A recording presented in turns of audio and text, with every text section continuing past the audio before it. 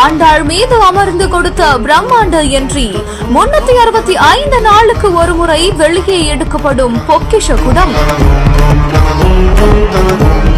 தங்க குடத்தில் புனித நீரை வைத்து இப்படி ஒரு சடங்கா திருச்சி ஸ்ரீரங்கம் அரங்கநாதர் சுவாமி திருக்கோவில்ல ஆண்டுதோறும் ஆனி மாதம் ஆனி திருமஞ்சனம் அப்படின்னு சொல்லப்படக்கூடிய ஜேஷ்டாபிஷேகம் பெருமாளுக்கு நடத்தப்படுமாம். ரொம்பவே விசேஷமான இந்த ஒரு சடங்கின் போது தங்க குடம் மற்றும் வெள்ளி குடங்கள்ல காவிரி ஆற்றில இருந்து திருமஞ்சனம் அப்படின்னு சொல்லப்படக்கூடிய புனித நீர் எடுக்கப்பட்டு அந்த தங்க குடமானது கோவில் யானை ஆண்டாள் மீது வைக்கப்பட்டிருக்கும்.